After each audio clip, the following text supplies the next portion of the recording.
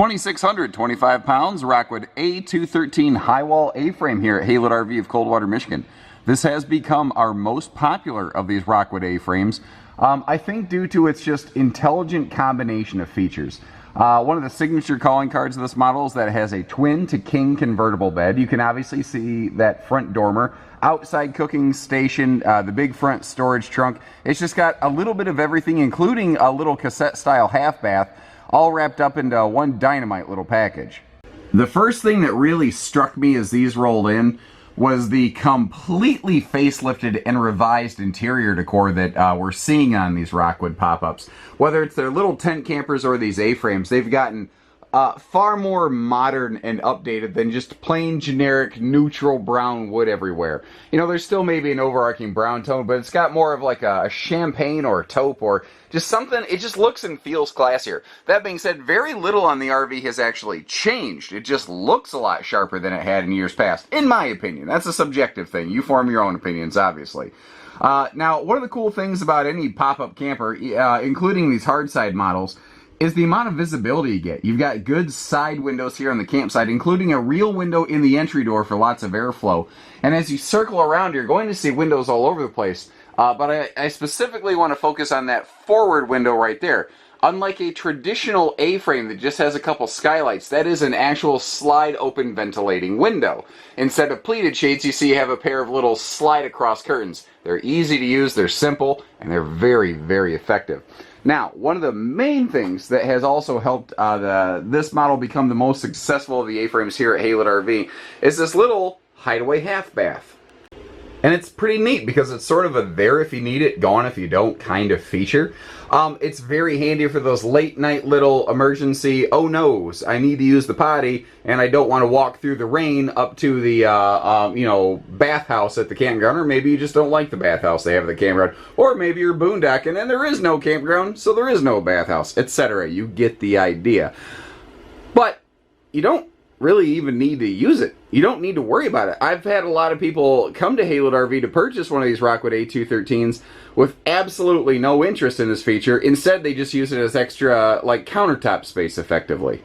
Which is kind of what we're looking at right here. Now, what's also neat is the door side bench, just like the Rockwood A212 high wall, which is a similar layout. It just doesn't have, like, the twin bed arrangement. Doesn't have a half bath. They're slightly different in different regards. But you have storage under the door side bench over here, and you see that there's still an outside access door to that. Now, this door isn't like necessarily strutted, but what's neat is the decking that we're sitting on here. You can see the material premium nature of the Rockwood shining through, even here on their A-frames, with a 5/8 plywood deck base on this, which is pretty much overkill, but that's what Rockwood does. Now, there's no struts to hold that up, but you see how I have that little jackleg crank sitting right there?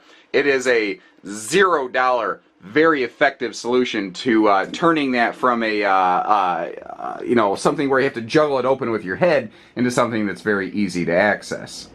Naturally, the front dinette does convert down into a bonus sleeping area, and that's another one of the cool aspects of this, is that this RV can have 3 separate sleeping zones, since you have twin beds that we haven't looked at yet, which is where I'm standing currently, and then you have like a full 80-inch long bed up front. Well, you could easily sleep 3 separate adults in here without ever bunking up in space. Now, if you convert the twins to a king bed and fold this dinette down, you could, in theory, sleep up to 4 people in here, although, you know, you're going to be a little bit more tight quarters there. But generally speaking, it's a couples camper, but it does have some guest weekend expansion sort of functionality to it, I guess you could say.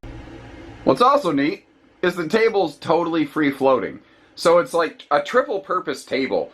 You can use it to sleep on, you can use it to eat on inside, or you can take it outside for picnic time. And what that does is it leaves this thing nice and wide open, so it's kind of like a little social seating lounge where you can just sort of sit down, kick down, chill out in the air conditioner, chit-chat a bit, go back outside after you cooled off. You know, it gives you different flexibility and options. And again, the different flexibility and options is, I think, why the A213's done so well for us, because it can appeal to so many more people. It's not as specialized. But what's interesting is a lot of times when you have a product that's non-specialized, it's not as effective at any one thing, whereas I think this is equally, if not more effective, at most things that it can possibly do compared to most A-frames. This is an easy opportunity to point out the fact that this is carpetless, easy cleaning, and pet friendly. We've got no floor heat registers or anything like that. Over here, well, actually, let me back up. There are power outlets under this bench over here, so it's very like phone charger friendly and whatnot. But if we wrap around the side over here, you'll see that there's not only just power outlets, but this is where your propane furnace, your converter box, a speaker even is located. Various things under this one, and that's why there's no storage under this bench, because there are mechanical, effectively, items and systems under here. So, as I mentioned, this does have a propane furnace. That's what's on the left. This RV actually essentially has two methods of heating and cooling, and we'll touch on those more as we go through each of these. This bench over here is bigger. It's more of a two-adult bench, but you see you've also got a wing-up countertop right here. And between that and the recessing nature of both the stove top and the sink, this little thing actually has a decent amount of prep space. And that's what's kind of cool, is I think this has more countertop space than any of the other Rockwood A-frames. Because you've got the primary kitchen space there, you got a handy little entertainment stand here, and then remember, you've always got the little half bath area over here that you could use as additional countertop and or, you know, storage space. Because a lot of people, like I said, they purchased this model with no intention of ever using that half bath. It's a pretty common occurrence actually in pop-ups that do have a cassette style toilet. And below those tempered glass covers that are highly impact resistant, by the way, a lot of people hear glass top and they get really spooked. Guys, this thing's a rolling earthquake. They can't just put like cheap normal window panes or something in here. This is a impact resistant tempered glass cover on both of these objects. It can be a very functional counter space if need be. But you see down here, it's stainless. You know, so it's very easy to clean, long-lasting, rugged. The sink is actually deep enough you can really get hands into there, small bowls and dishes. So it's very real-world friendly. It's not a theoretical useful sink. It's a real-world, actual camper useful sink. We've got a little bit larger refrigerator here as compared to something like the standard Rockwood A-frame, like an A213HW, which is cool in its own rights, naturally. But you notice, being a little bit bigger, they had more room for drawer space, and that's another one of the things here that the A213 does well. I think it comes out with more storage capacity than most of these. As we, before we get there though, I do want to point out, kind of like a full-on travel trailer, you've got a full microwave here. You know, it's got more travel trailer-like features than most folding campers, or pop-ups, if you will, depending on where you live, normally have. Over here we also have a Bluetooth entertainment system that does have an HDMI input. So if you want to put like a TV or a satellite or something up here, or plug in like a Chromecast or Roku stick, you can do all of that. And you see that coax outlet. This is part cable friendly. Now, over here you can see the, you know, you've got just drawers galore. They gave you, what was it, 1, 2, 3, 4, 5, 6, 7 big drawers in this thing.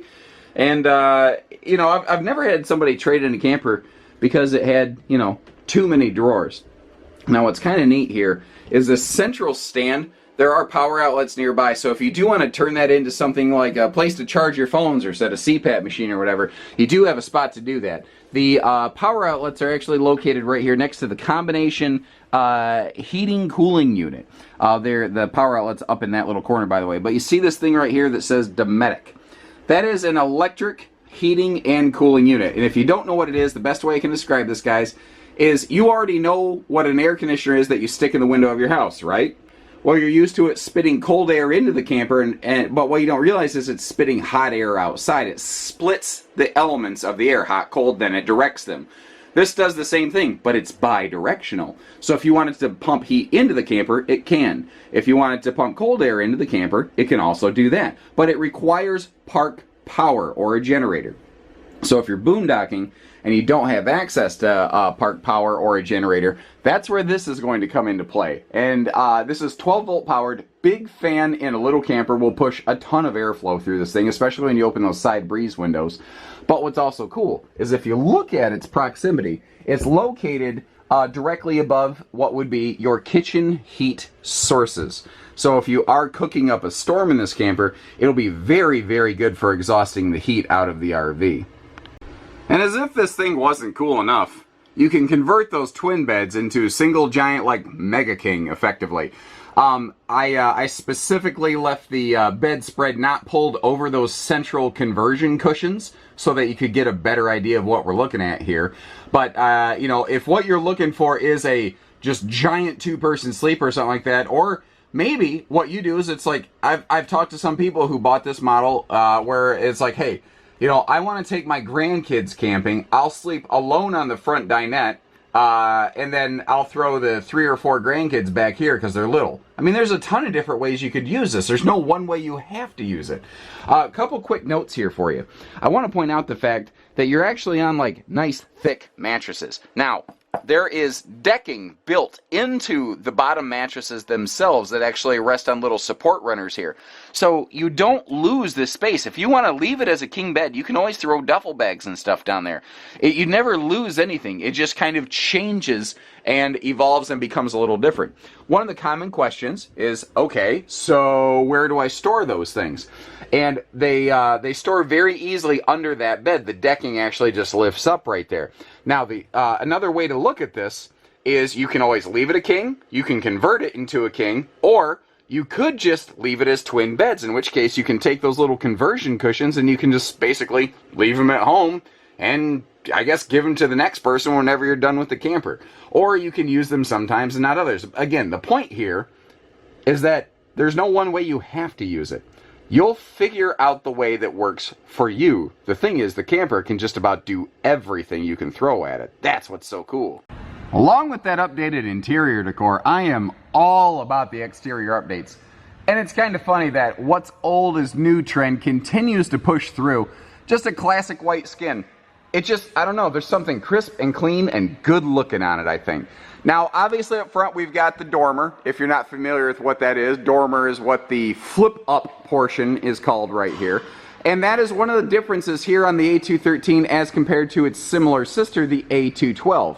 It does make this one a little heavier. It does make this one a little more expensive.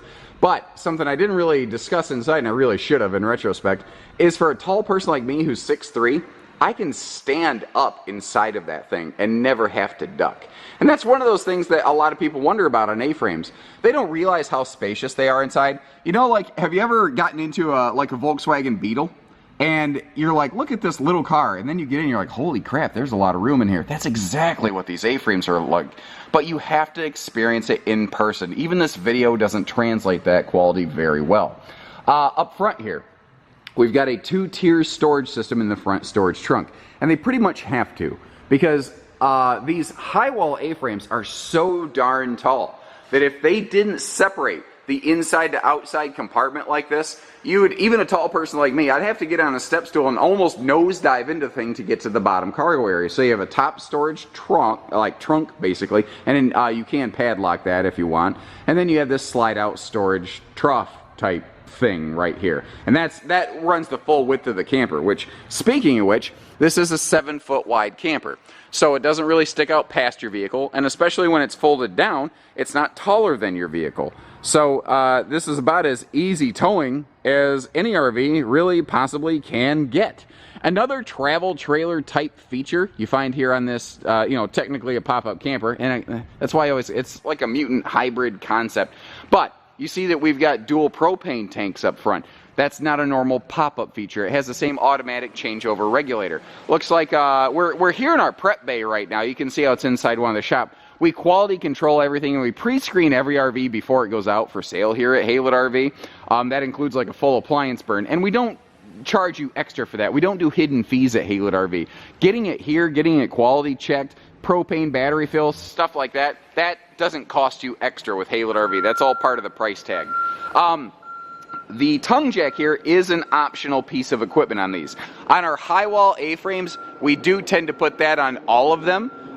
Just because, hey, it's a little bit bigger. We figure it's a little bit, you know, higher level equipment package. Why not save your elbow the trouble here? This is prepped and ready for a side mount solar panel. And as we come down the side here, a couple things I want to point out. Like the fact that we have this full outside utility shower. So we've got the little, you know, half bath inside. You've got a little mini shower out here. If you are way off the grid where you're not worried about the neighbors, it is very possible to take a little cowboy shower out here. If you're in the campgrounds and the parks, maybe do something to privatize yourself a little bit. I'm just saying. Anyway, now over here, we do have, like I said, park cable TV hookup, and this long arm right here, this is actually the power lift system. Because these high wall A-frames are a little bit taller, because they weigh a little bit more, because the walls are a little bit longer since the camper is a little bit bigger, it would be very difficult and unwieldy to try to put that up in a manual fashion. So that that little motor right there, 12 volt powered, makes this very easy to put the roof sections up and down. And then there's just no sweat to you know, putting the sidewalls up, because everything in this, you know, your walls and everything are laminated. They're aluminum skeleton. The box part of the RV is essentially built effectively like any other Rockwood RV. That's what's kind of cool, is even here in their folding campers, they're very consistent on how they build things. Now you've got all LED tail and marker lights. Those things flash faster, brighter. They last longer. They're safer. You also have the Wi-Fi ranger here. So if you are looking to get easier, more reliable access to mobile data sources, that's what this will do for you here. It does multiple different things. You can use it in different ways. The simplest, most grossly overstated way I can describe it is that the camper has a built-in router. It's not exactly true, but it's close enough that I think most people will get the idea. And my best recommendation, I thought about putting a video together on the Wi-Fi Ranger things, guys, but frankly, the manufacturer of the Wi-Fi Ranger system did such a good job on it that I think you can catch one of their clips on it and learn everything you need to know. So, remember how I said you've got that free floating table? What's kind of cool, you want to pop it outside for picnic time, you can. Now remember I said you could store those bed cushions under the bedside over here. Well, you can also just use that for a large storage compartment, as you can currently see. All of these will include, slide that out of the way, ooh, that made like a nails on a chalkboard sound, didn't it? Includes a side mount grilling station right here. So there's a couple different ways you can use this. The most traditional way most people are going to use it is exactly as we're showing, with the grill mounted on the side of the trailer, and then you've got this handy little resin top sort of work utility table here you can use if you are so inclined. But something a lot of people don't realize is there is a different way you can use these things. You don't have to have them mounted on the side of the trailer, because that bracket that holds it on the side of the camper actually easily converts to being something of like a little free floating grilling stand. Now it sets a little low to the ground, but that's actually by intention, because you don't always have to use it on the ground. You could simply use that on top of a table to make it more chest level, or something maybe I've done a time or two, I'm not saying, I'm just saying, sit next to that thing in your favorite lawn chair with your favorite drink in your hand, reach over every now and then, flip the meat, move some stuff around, flip the lid back down. Guys, that is about as cool and easy grilling as it possibly gets right there. Now moving on, you can see how the main entry steps, first of all, there's two of them on the high wall A-frames. They have a little bit bigger like tire package and whatnot. So they come with dual steps for easy entry. They probably don't need to, but Rockwood's never a brand that only does exactly what's needed. They always do a little bit more. And that's part of the reason they've upgraded these compared to last season with those nice aluminum plank steps. They are stronger, they won't corrode, they're lighter weight, and they're not slippery when your feet are wet. The entry handle here, you see you got a bigger handle, and you've also got outside outlets there if you do want to plug in some stuff outdoors, so any sort of like phone charger-y type thing, any household stuff. This is your cassette right here for the toilet system that actually just literally pulls right out. It's effectively a removable black tank if you're not familiar with what a cassette style toilet is, and that is that storage that we saw from inside the RV under the door side dining bench. And there you go, guys. I think we hammered this one in some pretty good detail today. So give us a call here at Haylett RV. If we're willing to go to this kind of effort and extent before we've met you, imagine what we'll do once you've actually picked up the phone and given us a chance to speak with you. So remember, we don't do hidden dealer fees, but we do everything else: hitching, pieces, parts, trades, finance, truck and trailer package deals, RV delivery, and everything in between. So take care, stay safe, have fun, and happy camping, everyone.